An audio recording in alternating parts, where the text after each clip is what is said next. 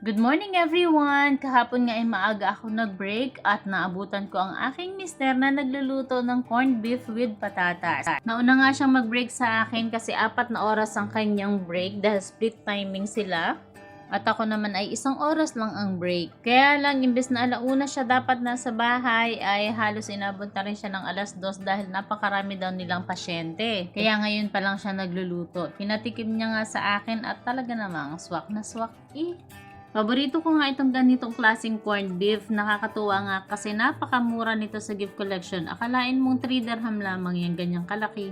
Kaya lamang ay may anghang pala. Nilagyan pala ng aking asawa ng sili.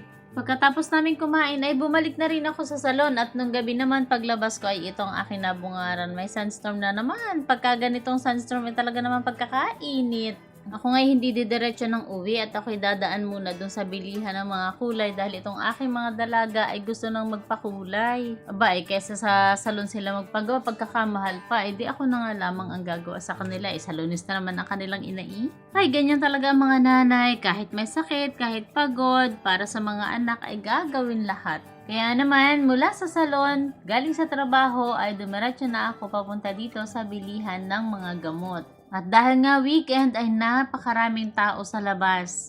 Basta ganitong weekend, maraming tao. Pagdating ko naman doon sa bilihan ng mga kulay, eto't iniwan ko muna ang aking tiyadeng. Huwag po kayo mag-alala dahil safe na safe naman dyan ang ating tiyadeng. Iiwanan ko lang dyan sa labas. At pagbalik ko ay siguradong nandyan pa yan. At natapos na rin ako sa pagbili ng kulay. Dumaan na rin ako sa supermarket para bumili ng pagkain ng aking mga fur babies. Sabi ko nga pagka ganitong weekend maraming tao at marami din sasakyan. Kaya naman ang inyong salonistang mga yan ay nakikipagsalimbayan dito sa mga sasakyan at sa mga tao. At pagka ganito nga ay dapat dobling ingat talaga. Lalo na sa pagtawid-tawid sa mga pedestrian, siguraduhin mo talagang bababa ka at akayin mong iyong bike kung ayaw mong mag-penalty. Malapit lang naman kaya ilang minuto lang ay nandito na tayo sa building natin. Hindi ko na iniiwan yung bike ko sa baba, dinadala ko na sa taas. At ako'y natatamad ng mag-lock. Sa labas na lang ng flat ko iniiwan yung aking bike para pag labas ko naman papunta sa salon ay maglalagyan na lang ako ng helmet at mga aking vest. Di ba mas madali? Pagdating naman sa bahay, wala na kami inaksayang panahon ni Ining. Ayan na, nagpakulay na siya ng kanyang copper blonde. Intense copper blonde. At si baby ko naman ay hindi ko na videohan pagkatapos. Yung kanya naman ay red wine ang kulay. Kako nga ay maigit humaba-haba na rin ang buhok ni Ining dahil ito'y sa hilig namang magkulot-kulot dahil nga ito'y bagsak na bagsak ang buhok. Gusto naman niya siya'y kulot. Ay hindi naman matansya ang init ng plancha at saka nung pangkulot nila. Ay kaya ayan, ang dulo ay nagdadry talaga. Pero kung mapapansin mo mula sa tuktok hanggang kalahati ng buhok ay healthy pa naman. Bago nga nakaka-recover ang buhok ay gusto i-bleach na kaagad at mag-highlights daw.